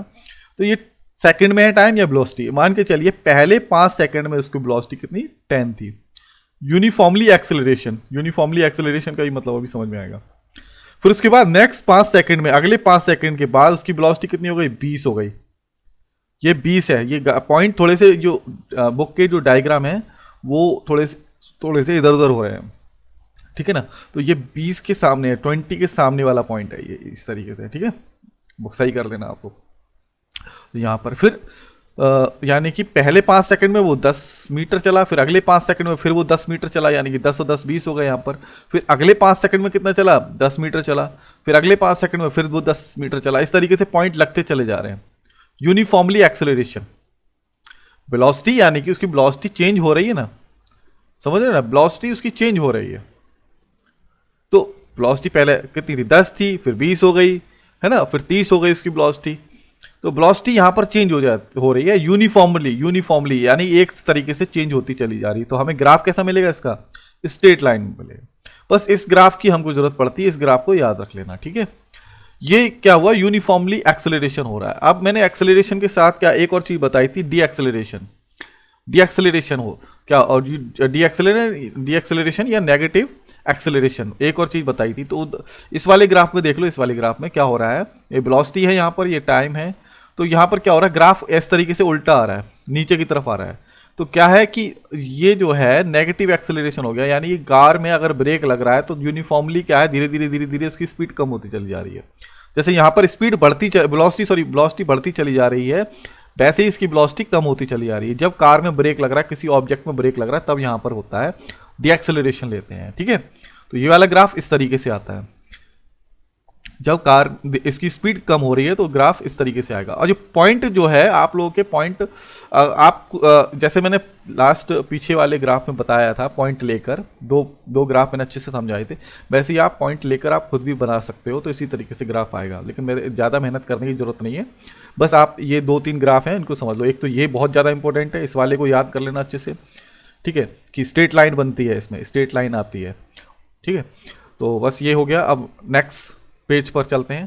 देखो अब नेक्स्ट ग्राफ है आपका velocity time graph of an object in non uniformly accelerated motion. Non uniformly, इसमें इससे पहले वाले में यूनिफॉर्मली एक्सेलरेटेड थी, यूनिफॉर्मली यानी कि स्पीड बढ़ रही है उसकी, एक जैसी बढ़ रही है स्पीड, पहले 10 थी फिर 20 हो गई, है ना, फिर इस तरीके से 10-10 करके स्पीड बढ़ती चली जा रही है। अब यहाँ पर नॉन यूनिफॉर्मली मतलब कोई कभी मतलब एक कभी ज़्यादा हो जाती है, कभी कम हो जाती है स्पीड, कोई पता नहीं है इसमें। जैसे पहले ग्राफ ऊपर जा रहा है, फिर नीचे आ गया, फिर ऊपर जा रहा है, फिर नीचे आ गया, तो यहाँ क्या हो रहा है, कभी स्पीड बढ़ रही है, कभी कम हो रही है, बढ़ रही है, कभी कम हो रही है ना, फिक्स नहीं है यहाँ पर। लेकिन इस तरीके का जब ग्राफ आता है इस वेलोसिटी टाइम में इस तरीके का, तो ये इसका मतलब क्या हो गया, यूनिफॉर्मली एक्सेलरेटेड है, ठीक है। ये क्या है, नॉन यूनिफॉर्मली है, नॉन यूनिफॉर्मली स्पीड कम ज़्यादा होती चली जा रही है, इसमें वेलोसिटी कम ज़्यादा होती चली जा रही है, और ये क्या हो गया, यूनिफॉर्मली एक्सेलरेटेड हो गया, ठीक है। तो इस ग्राफ को भी आप याद कर लेना, किस तरीके से आइडिया होना चाहिए किस तरीके से आता है, ठीक है। अब आपका जो नेक्स्ट पेज पर चलते हैं। अब जो इम्पोर्टेंट टॉपिक आने वाला है आपका, अब नेक्स्ट टॉपिक आपका इक्वेशन ऑफ मोशन। बहुत ज़्यादा इंपॉर्टेंट है, वेरी वेरी इंपॉर्टेंट। अगर ये इक्वेशन ऑफ मोशन नहीं आते, याद नहीं है, तो आप फिजिक्स नहीं कर पाओगे 9th क्लास में, ठीक है। तो इक्वेशन ऑफ मोशन बहुत ज़्यादा इंपॉर्टेंट है, तो आना चाहिए। तो equation of motion for uniformly accelerated motion, uniformly accelerated motion यानी कि इसमें ग्राफ सीधा आता है, ये इस तरह स्ट्रेट लाइन आता है, जो इससे पहले हम इसके बारे में पढ़ चुके हैं, ठीक है। यूनिफॉर्मली एक्सेलरेटेड यानी ग्राफ सीधा आएगा इसमें। तो क्या होता क्या है, सबसे पहला है v equal to U plus A T, ये फर्स्ट इक्वेशन ऑफ मोशन हो गई। उसके बाद d equal to U T plus half A T square, ये सेकेंड हो गई। v square equal to you square plus 2ad। ये 3 इक्वेशन ऑफ मोशन होती है, तीनों याद होनी चाहिए। नहीं याद है तो आप कुछ नहीं कर पाओगे फिजिक्स में, ये पूरी फिजिक्स में इनकी बहुत ज़्यादा जरूरत पड़ेगी, ठीक है। अब यहाँ पर होता क्या है, u को हम इनिशियल वेलोसिटी कहते हैं, v को फाइनल वेलोसिटी कहते हैं, d को डिस्टेंस कहते हैं, और d को डिस्टेंस को मैंने d से क्यों डिनोट किया है, वैसे स्मॉल s से करते हैं लेकिन स्मॉल s से नहीं किया है, मैंने d से डिनोट किया है, ठीक है। और आप भी d से ही डिनोट करें उसके बारे। अब ये क्यों किया है मैं इसका रीज़न बताऊंगा, ठीक है। वैसे आप किसी से भी कर सकते हैं, हम d से कर रहे हैं, कोई प्रॉब्लम नहीं होगी, एग्जाम में हमारा कोई गलत नहीं कर सकता, इसको काट नहीं सकता, लेकिन हम यहाँ लिख देंगे d से, d इक्वल टू डिस्टेंस हमने माना है, ठीक है। a क्या है, एक्सेलरेशन है, और t टाइम होता है। u इनिशियल वेलोसिटी यानी कि शुरुआती वेलोसिटी, शुरुआत किसी ऑब्जेक्ट की शुरुआत में वेलोसिटी कितनी है, सॉरी u है ना इनिशियल वेलोसिटी, और v क्या है, फाइनल वेलोसिटी यानी कि फाइनल वेलोसिटी, लास्ट में किसी ऑब्जेक्ट की वेलोसिटी कितनी है, ठीक है। तो v equal to U T plus half A T square, D equal to U T plus half A T square, और v square equal to you square plus 2ad, ठीक है। ये 3 इक्वेशंस होती हैं, इनको याद होना चाहिए, बहुत ज़्यादा इंपॉर्टेंट है ये, ठीक है, याद कर लेना। अब नेक्स्ट पेज पर इनको ड्राइव करेंगे हम, प्रूफ करेंगे इनका, ठीक है, ग्राफिकली मेथड से। हमारी बुक सिलेबस में ग्राफिकली मेथड दे रखा है, तो हम उससे करते हैं। चलो, जो इक्वेशन ऑफ मोशन है हम उसको प्रूफ कर रहे हैं, ग्राफिकली डेरिवेटिव है। तो एनसीईआरटी में जो है ग्राफिकली डेरिवेशन दिया है, मैथमेटिकली नहीं है, तो हम जो सिलेबस में है हम उसे ही कर रहे हैं। ज़्यादातर टीचर इसको मैथमेटिकली कराते हैं, लेकिन हम ग्राफिकली करेंगे इसको, ठीक है। ग्राफ के जरिए इक्वेशन ऑफ मोशन को ड्राइव करेंगे। तो इसमें क्या है, देखो सबसे फर्स्ट इक्वेशन ऑफ मोशन करते हैं पहले। तो हमने मान लिया ये body, suppose a body has initial velocity u, velocity at time t equal to 0 second, यानी कि इनिशियल वेलोसिटी जो है 0 है, जो उस समय क्या है, उस समय t equal to 0 second at point A पर है, ठीक है। अभी ग्राफ की भी बात करेंगे। And this velocity change to be at point B in t second, final velocity will be v, ठीक है। तो हमने ग्राफ ड्रॉ किया है कि ग्राफ किस तरीके से आया है। शुरुआत में इसकी वेलोसिटी u थी, जब टाइम 0 था, ये 0 है, ठीक है, जब टाइम 0 था तो इसकी वेलोसिटी ये है, और फिर उसके बाद एक दूसरा पॉइंट आया जब टाइम t हो गया, यानी कि यहाँ से यहाँ तक की जो वैल्यू है वो कितनी t है, ठीक है। जब टाइम t है तो उसकी वेलोसिटी, तो वो कहाँ पे पॉइंट आ रहा है, ये उस समय टाइम t पर ये पॉइंट आ रहा है, और यहाँ पर वेलोसिटी कितनी है, v है इस पॉइंट पर, ठीक है ना। तो ये पॉइंट किस तरीके से, ऐसे कर लो t, v, ऐसे पॉइंट करेंगे और 0 कॉमा यू, इस तरीके से पॉइंट भी ड्रॉ कर सकते हैं ना। तो पॉइंटों पे ध्यान नहीं देना, अभी पॉइंटों को हम साफ कर देते हैं, पॉइंटों से हमें कोई मतलब नहीं है। लेकिन आपको इतना समझ में आना चाहिए, शुरुआत में किसी ऑब्जेक्ट की जो वेलोसिटी थी यू थी, यहाँ पर थी, लेकिन जीरो नहीं थी, वेलोसिटी जीरो नहीं थी, कुछ ना कुछ थी, है ना, यू थी, और उसके बाद फाइनल वेलोसिटी इसकी वी हो गई। तो ग्राफ किस तरीके से आ रहा है, ये कौन सा है, यूनिफॉर्मली एक्सेलरेटेड मोशन है। यूनिफॉर्मली एक्सेलरेटेड मोशन में लाइन सीधी आती है, लेकिन ये यहाँ से नहीं आ रही है, ये लाइन थोड़ी सी ऊपर ली है, ये याद रखना, ठीक है। जीरो से नहीं स्टार्ट करते हैं इस लाइन को, यहाँ से थोड़ा सा ऊपर से लेते हैं, क्योंकि शुरुआत में इसकी वेलोसिटी कुछ है, यू है, ठीक है। अब इसको स्टार्ट करते हैं सॉल्व किस तरीके से। तो हमारे पास एक्सेलरेशन का जो फॉर्मूला होता है, ए इक्वल टू क्या होता है, एक्सेलरेशन, ए को हमने एक्सेलरेशन माना है, तो वो क्या होता है, change in velocity upon time. Acceleration equal to change in velocity upon time, ये क्या है, एक्सेलरेशन है, ये डेफिनेशन होती है एक्सेलरेशन की। अब चेंज इन वेलोसिटी कैसे निकालेंगे, देखो शुरुआत में, देखो फाइनल वेलोसिटी में से हम क्या करेंगे, इनिशियल वेलोसिटी माइनस कर देंगे। तो चेंज इन वेलोसिटी कैसे निकालेंगे, यानी यहाँ से लेकर यहाँ तक, यहाँ से लेकर अगर इसकी जो डिस्टेंस लें, यहाँ से लेकर, देखो अगर कोई वैल्यू होती तो इसका मतलब यहाँ से लेकर यहाँ तक, एक सेकंड ये लाइन दोबारा से ड्रॉ कर दूँ, इस पॉइंट से लेकर इस पॉइंट तक, अरे इस पॉइंट से लेकर और इस पॉइंट तक, यहाँ से यहाँ तक इसकी जो डिस्टेंस होगी वो कितनी होगी, वो होगी v, ठीक है। और यहाँ से यहाँ तक इसकी जो डिस्टेंस होगी वो u होगी, है ना। ये लाइन पर y एक्सिस पर कुछ वैल्यू तो होगी कि यहाँ से यहाँ तक v है ना। तो चेंज इन वेलोसिटी कैसे निकालेंगे, यानी बड़ी वाली जो ये है यहाँ से लेकर O से E तक में से क्या करेंगे, U को माइनस कर देंगे, तो हमें चेंज इन वेलोसिटी यानी कि ये निकल के आ जाएगी हमारे पास, कितनी वेलोसिटी में चेंज हुआ है, यहाँ से यहाँ तक गई है, यानी कि वेलोसिटी कितनी चेंज हो गई है, यहाँ से यहाँ तक जाने में वेलोसिटी कितनी चेंज हुई है ना, ये निकालना है। तो निकल आएगा, तो हम क्या करेंगे, OE माइनस OA, यानी कि OE माइनस OA कर दिया हमने, ठीक है। OA की वैल्यू V है स्मॉल में, और OA की वैल्यू यहाँ से यहाँ तक की डिस्टेंस कितनी है, V है, हमने रख दी। और टाइम कितना है, OC ले लिया हमने, यहाँ पर नीचे टाइम कितना OC लिया है, क्यों, क्योंकि यहाँ से यहाँ तक ग्राफ ड्रॉ करने में टाइम कितना है, यहाँ तो 0 था, यहाँ से यहाँ तक कितना हो गया टाइम, T है, ठीक है, T है। तो OC ले लिया, OC की जो वैल्यू है वो कितनी, T रख दी यहाँ पर, ठीक है, हो गया ये। अब इसको हम ए फॉर्मूला लिखेंगे, तो A equal to V minus U upon T, ये आ गया हमारे पास, है ना, A equal to V minus T. अब T का यहाँ इंटू कर देंगे तो क्या होगा, T का यहाँ इंटू करेंगे तो V माइनस, ऐसे लिख देते हैं, यहाँ पे सॉल्व कर देता हूँ, A T equal to V minus U, ऐसे ही हो जाएगा। अब U को हम इधर ले आएंगे तो क्या हो जाएगा, ये पॉजिटिव हो जाएगा, तो यानी कि हमने क्या करा, A T plus U equal to V, है ना, ये आया। तो हमने क्या, इसको इस तरीके से लिख दिया, u को पहले लिख दिया यहाँ पर और ए टी को, तो v equal to U plus A T, ये आ गया। ये क्या आ गई, फर्स्ट इक्वेशन ऑफ मोशन हो गई, ठीक है। ये प्रूफ हो गई हमारी, proof first equation of motion, ठीक है, बहुत इजी है, ये एक्सेलरेशन की डेफिनेशन से प्रूव हो जाती है। अब नेक्स्ट पेज पर चलते हैं, आपका नेक्स्ट है अब सेकेंड इक्वेशन ऑफ मोशन को प्रूव करना है। तो इसको क्या कैसे करेंगे, तो देखो पहले डायग्राम को देख लो, यहाँ से यहाँ तक की डिस्टेंस जो थी O से C की डिस्टेंस वो T है, इसको समझ लो। यहाँ से ये T हो गया, यानी कि OD सॉरी A और D के बीच की डिस्टेंस भी T होगी और O से C के बीच की डिस्टेंस भी T होगी। O से U A तक की डिस्टेंस कितनी है, U है, और यहाँ से E से यहाँ तक की डिस्टेंस कितनी है, ये V है। O से E तक के बीच की डिस्टेंस कितनी, E है। O से A तक की डिस्टेंस कितनी, U है। और ये साइड इसके सामने रेक्टेंगल बन रहा है, यानी कि इनके बीच की डिस्टेंस भी कितनी होगी, ये भी U होगी। और यहाँ से B से C तक की डिस्टेंस कितनी होगी, ये भी V होगी, है ना, क्योंकि ये एक स्ट्रेट लाइन है, या रेक्टेंगल बन रहा है एक, ये रेक्टेंगल के आमने सामने की साइड्स इक्वल होती हैं, ठीक है। इतना मुश्किल नहीं है, ये बहुत पीछे वाली चीज़ें जो हमने पीछे वाले डायग्राम में बताई थी वही चीज़ें हैं, कुछ नया नहीं कर रहे हैं। यहाँ पर क्या करेंगे, हमें डिस्टेंस निकालनी, डिस्टेंस टेबल by object equal to area of OABC। तो हमको जो डिस्टेंस निकालनी है वेलोसिटी टाइम ग्राफ में, वो इस तरीके से निकालते हैं हम, जो OAB और C, OABC यानी कि जो लाइन के नीचे वाला एरिया है यहाँ से लेकर यहाँ तक, ओ ए बी सी, है ना, ओ ए बी सी, ये वाला पूरा हमको एरिया निकालना है, ये वाला, समझ में आया? ये तो ये वाला पूरा हमको एरिया निकालना है, तो हमारी डिस्टेंस निकल के आ जाएगी। ये चीज़ें याद रखनी है आप लोगों को, ठीक है, बस ये चीज़ याद रख लो, ये चीज़ याद रखो तो सारा कुछ हो जाएगा, कोई प्रॉब्लम नहीं होगी इसमें। बस यही थोड़ा सा यहाँ पर सेकंड इक्वेशन ऑफ मोशन को प्रूव करने के लिए ये वाली लाइन याद होनी चाहिए, है ना।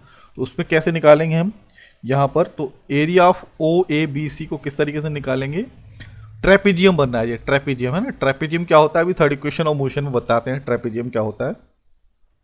तो इसको कैसे सॉल्व करेंगे, यहाँ पर हम इसको क्या करेंगे, area of O A B C को हम बांट देंगे area of O A D C, पहले इसको रेक्टेंगल में बांट दिया, ठीक है, ओ ए डी सी, यानी कि ये हमको पूरा एरिया निकालना था, ये वाला, ये समझ रहे ना, ये वाला एरिया निकालना था। तो हम इसको दो पार्ट में डिवाइड कर रहे हैं, ओ ए डी सी, एक तो ये वाले पार्ट में डिवाइड कर रहे हैं, उसके बाद यहाँ लिखा नहीं है ये, area of triangle A B D, इसमें और बांट दिया, यानी कि ये पूरा जो पार्ट था ओ ए बी सी, जो पूरा पार्ट था हमने क्या करा, एक तो एक रेक्टेंगल में बांट दिया और प्लस इसको ऐसे लिख दिया plus triangle A B D, यानी कि इस पूरे ट्रेपेजियम को हमने दो भाग में बांट दिया, प्लस करके लिख दिया, ठीक है।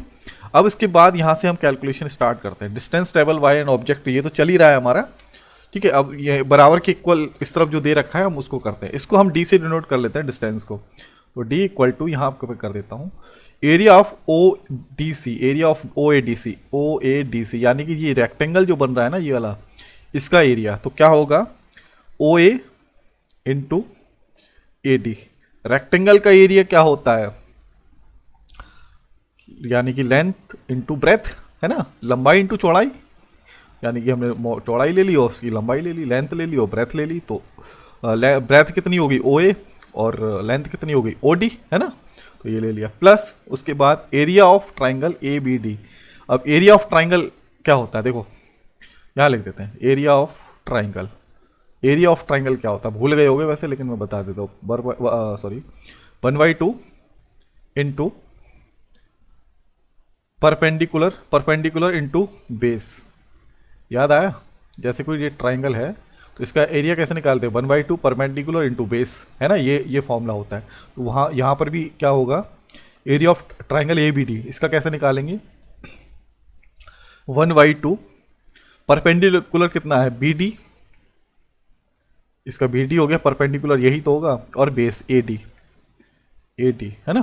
तो देखो ओ ए, अब हम क्या करें, वो ओ ए की जगह हम रख देते ओ ए की जगह यू रख दिया, ए डी कितना है, ए से लेकर डी की डिस्टेंस कितनी है, ये टी है, ये यहाँ से लेकर यहाँ तक की डिस्टेंस टी है, इंटू में आएगा into T, plus 1/2 B D कितना है, बी डी देखो वी डी निकालना है, तो वी डी हमको पता नहीं है, हम क्या करें, पूरे में से बी सी में से डी सी माइनस कर दें तो क्या निकल के आ जाएगा, बी डी आ जाएगा। यानी कि हम क्या करते हैं, वी में से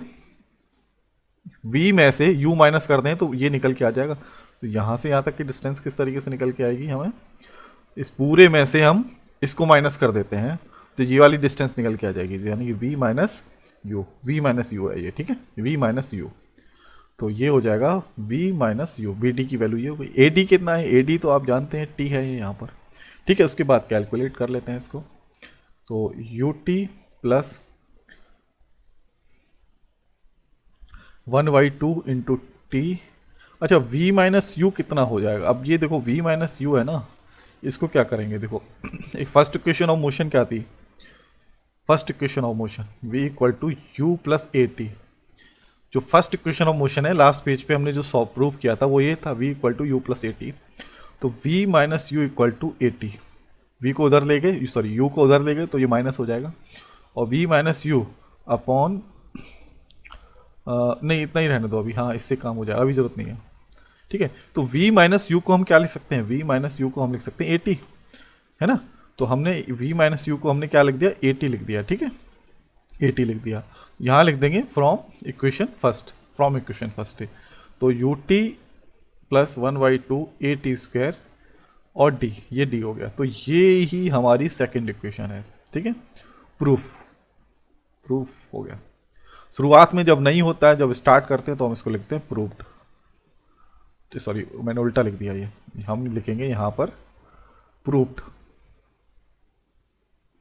प्रूव्ड है ना, और जब शुरुआत करते हैं तो हम लिखते हैं प्रूफ। ठीक है, ये हो गई सेकंड इक्वेशन ऑफ मोशन। ठीक है, तो और उसके बाद हम नेक्स्ट पेज पर चलते हैं, थर्ड इक्वेशन ऑफ मोशन कर लेते हैं। तो थर्ड इक्वेशन ऑफ मोशन को सॉल्व करते हैं या इसका प्रूफ करते हैं, किस तरीके से प्रूफ होगी थर्ड इक्वेशन ऑफ मोशन। तो यहाँ पर जो जरूरत पड़ रही है, पहले हमको यहाँ पर डी निकालेंगे, डी ही निकालेंगे, तो D equal to area of trapezium. ये फॉर्मूला मैंने लास्ट पेज पे भी किया था, सेकंड इक्वेशन ऑफ मोशन में भी यूज है ना, ओ ए बी सी। तो area of trapezium O D equal to, जो हम डिस्टेंस निकालेंगे वेलोसिटी टाइम ग्राफ में, हम क्या करेंगे, जो लाइन ड्रॉ हो रही है ना उसके नीचे वाला पार्ट ले लेते हैं हम उसका पूरा। ठीक है, इस तरीके से ये पूरा पार्ट ले लेते हैं हम। ठीक है ना, ये वाला यहाँ से बेस तक। तो हम क्या करेंगे, ओ A B C, O A B सी ये वाला पार्ट हम ले लेंगे, इसका हम एरिया निकालेंगे तो हमारी डिस्टेंस निकल आएगी। ठीक है, तो अब इसमें क्या करेंगे, यहाँ पर इससे पहले तो हमने क्या करा था, इसको दो पार्ट में, एक ट्राइंगल और एक रेक्टेंगल, इसमें डिवाइड करके हमने फॉर्मूले लगा दिए थे। यहाँ पर हम ट्रेपेजियम का फॉर्मूला लगाएंगे, area of trapezium. Area of trapezium देखो, ध्यान देना, इसमें एरिया ऑफ ट्रेपेजियम को याद करने का तरीका क्या है, जो तो परपेंडिकुलर, इसमें ट्रेपेजियम जो होता है ना, ट्रेपेजियम की खास बात होती है, इसमें दो लाइनें पैरेलल होती हैं, दो लाइनें पैरेलल होती हैं आमने सामने वाली, है ना, दो लाइनें पैरेलल होती, बाकी किसी भी शेप में हो सकती है। जैसे ये वाला डायग्राम देख रहे हो आप, इसमें क्या है, दो लाइनें पैरेलल है, एक ये और एक ये पैरेलल हैं, और बाकी की दो लाइनें किसी भी तरीके से। ऐसे ही यहाँ पर ओ ए, ये वाली लाइन और ये वाली लाइन बी सी, ये दोनों लाइनें क्या हैं, पैरेलल हैं, ध्यान से देखो पैरेलल हैं ये। हाँ, तो इसमें क्या करते हैं, ओ ए प्लस बी सी, ठीक है, ओ ए प्लस बी सी दोनों को जोड़ देते हैं और इंटू कर देते हैं, इंटू करेंगे इनके बीच की डिस्टेंस का, दोनों पैरेलल लाइन के बीच की डिस्टेंस का इंटू कर देते हैं। ठीक है, तो क्या इन दोनों के बीच की डिस्टेंस कितनी है, ओ सी का इंटू कर दिया और 2 से डिवाइड दे देंगे। तो एरिया ऑफ ट्रेपेजियम क्या होता है कि दो पैरेलल लाइंस जो होती हैं उनका सम कर देते हैं और उनके बीच की डिस्टेंस का इंटू कर देते हैं और 2 का डिवाइड दे देते हैं। तो ये होता है एरिया ऑफ ट्रेपेजियम, याद कर लेना। ठीक है, बहुत इंपॉर्टेंट है ये। अब इसको आगे सॉल्व करते हैं, ओ ए कितना है, यू है, जो लास्ट पेज पे बताया था, ये यू हो गया। बी सी कितना है, बी सी यहाँ से लेकर यहाँ तक कितना हो गया, पूरा वी होता है, ये वी हो गया। 2 हम इसके साथ लिख देते हैं, और ओ सी कितना है, यहाँ पर ओ सी दे रखा, ओ सी कितना है, टी है। ठीक है, ये टी हो गया। ठीक है, इतनी चीज़ समझ में आती है। अब हम क्या करेंगे, यहाँ पर v equal to U plus A T, ये फर्स्ट इक्वेशन ऑफ मोशन है, तो v माइनस यू को इधर लेके माइनस हो गया ए टी, तो v माइनस यू अपॉन ए का नीचे डिवाइड दे देंगे, तो t इक्वल टू कितना आ जाएगा, v minus U upon T. ये फर्स्ट इक्वेशन ऑफ मोशन से है, तो t की जगह हम क्या लिख देंगे, ये लिख देंगे t की जगह, तो u प्लस वी अपॉन 2 और t की जगह v माइनस यू अपॉन ए। ठीक है, तो हम u प्लस वी को अलग कर लेते हैं, इन दोनों को, v minus U upon 2a। अब देखो u प्लस बी और v माइनस यू, यानी कि v माइनस यू और v plus U, a plus B minus A plus B और a माइनस बी क्या होता है, A square minus B square. ये मैथमेटिक्स में फॉर्मूला पढ़ा होगा, a प्लस बी और a minus B, A square plus B square होता है, sorry A square minus B square होता है, A square minus B square होता है, ये फॉर्मूला पढ़ा हुआ मैथमेटिक्स में। तो यहाँ पर ये हो जाएगा V square minus U square upon 2a। ठीक है, तो देखो इसके बाद यहाँ पे सॉल्व कर देता हूँ, तो हमारा जो d चल रहा था इक्वल टू में 2a का यहाँ पर इंटू हो जाएगा, तो ये हो जाएगा 2ad equal to we square minus U square. अब फॉर्मूला क्या होता है हमारा, वी स्क्वायर है ना, वी स्क्वायर, इसको इधर ले जाएंगे तो 2ad plus u square equal to we square, तो v square equal to you square plus 2ad हो जाएगा। इसको इधर कर दिया, इन दोनों को इधर कर दिया, तो ये हो जाएगा V square equal to you square plus 2ad। ये हमारा हो गया प्रूव्ड। ठीक है, ये तो ये इस तरीके से तीनों इक्वेशन को प्रूव किया जाता है, और ये याद होनी चाहिए, तभी हमको आगे की फिजिक्स समझ में आएगी। ठीक है, अब नेक्स्ट पेज पर चलते हैं। उसके बाद नेक्स्ट टॉपिक है आपका यूनिफॉर्म सर्कुलर मोशन। ठीक है, इसमें देखो क्या होता है, यूनिफॉर्म सर्कुलर मोशन कहते किसको है। ये डायग्राम देख रहे हैं आप लोग, मान के चलिए ये बीच में कोई लड़का खड़ा है, इसको ऐसे एज्यूम करिए, बीच में कोई लड़का खड़ा है, उसने एक रस्सी में एक ईंट का टुकड़ा या कोई भारी चीज़ बांध के, और वो चारों तरफ घुमा रहा है इसको, ठीक है ना, चारों तरफ घुमा रहा है अपने हाथ से, ठीक है। तो घुमा रहा है, वो चारों तरफ घूम रही है भारी चीज़, है। तो और उसकी स्पीड है यूनिफॉर्म सर्कुलर मोशन, यानी कि जो जो ये टुकड़ा घूम रहा है एक सर्कल में घूम रहा है, तो उसकी स्पीड जो है यूनिफॉर्म है, ठीक है। तो यूनिफॉर्म है, फिर भी यहाँ पर क्या बात हो रही है, देखो मान के चलिए टुकड़ा यहाँ पर है, इस पॉइंट पर है, तो इसकी जो स्पीड है वो तो सभी जगह सेम है, लेकिन इस पॉइंट पर वेलोसिटी कितनी है, यहाँ इस डायरेक्शन में, इस डायरेक्शन में, इस पॉइंट पर वेलोसिटी कितनी है, इस डायरेक्शन में है, और इस पॉइंट पर वेलोसिटी कितनी है, इस डायरेक्शन पे, और इस वाले पॉइंट में इस डायरेक्शन में, यानी कि हर पॉइंट पर इसकी वेलोसिटी चेंज है, अलग अलग वेलोसिटी है, ठीक है ना। यूनिफॉर्म होने के बावजूद भी इसकी वेलोसिटी अलग अलग है, तो हम इसको यूनिफॉर्म सर्कुलर मोशन कहते हैं। और इसकी डेफिनेशन देख लेते हैं कि डेफिनेशन क्या है। तो in such a motion the speed may be the same throughout the motion, but its velocity which is tangents is different at every point of its motion. Thus uniform circular motion is an accelerated motion. क्या होता है ये, इसलिए इसको accelerated motion कहते हैं। इसमें दे रखा है कि जो सर्कुलर मोशन में कोई ऑब्जेक्ट घूम रहा है, लेकिन उसकी स्पीड पूरे सर्कुलर मोशन में सेम होती है, लेकिन उसकी वेलोसिटी हर पॉइंट पर, हर मोशन के हर पॉइंट पर अलग अलग है। इस वाले पे लोगे तो ये यहाँ है, इस वाले पे लोगे तो ये इसकी वेलोसिटी यहाँ है, इस वाले पे लोगे इसकी वेलोसिटी यहाँ है ना। हर पॉइंट पर इसकी वेलोसिटी चेंज है, different at every point of its motion. तो हम इस तरीके के मोशन को क्या कहते हैं, एक्सेलरेटेड मोशन कहते हैं। यूनिफॉर्म सर्कुलर मोशन को हम क्या कहेंगे, एक्सेलरेटेड मोशन कहते हैं, ठीक है। इसलिए इसको अलग से बताया गया है, ठीक है। अब नेक्स्ट पेज पर चलते हैं। अब लास्ट पेज पर जो मैंने दिया है वो क्या है, कुछ यूनिट्स के बारे में बताया है। यूनिट्स को जो हमारी न्यूमेरिकल में जरूरत पड़ेगी। तो 1 मीटर होता है, 1 मीटर किसके बराबर होता है, 100 सेंटीमीटर के, यानी कि 1 मीटर में 100 सेंटीमीटर होते हैं। 1 मिलीमीटर में 10 सेंटीमीटर होते हैं। 1 किलोमीटर में 1000 मीटर होते हैं। 1 घंटे में 60 मिनट होते हैं, और 1 मिनट में 60 सेकंड होते हैं। इनकी हमको न्यूमेरिकल करते समय ज़रूरत पड़ेगी, तो इनको अच्छे से याद कर लेना, बहुत ज़्यादा इंपॉर्टेंट है ये, ठीक है। और अब फाइनली वीडियो कंप्लीट हो गया है, ये चैप्टर है मोशन कंप्लीट हो गया है। अगर आपको कोई क्वेश्चन पूछना है तो आप कमेंट करके पूछ सकते हैं। और आपको क्लास 9th और 10th के साइंस के नोट्स डाउनलोड करने हैं तो आप हमारी वेबसाइट www.futureclassesn.com पर जाकर कर सकते हैं, लिंक डिस्क्रिप्शन में है। फ्री ऑफ कॉस्ट है, नोट्स के लिए कोई भी आपको चार्जेस नहीं देने हैं। चलिए मिलते हैं नेक्स्ट वीडियो में। Thank you for watching.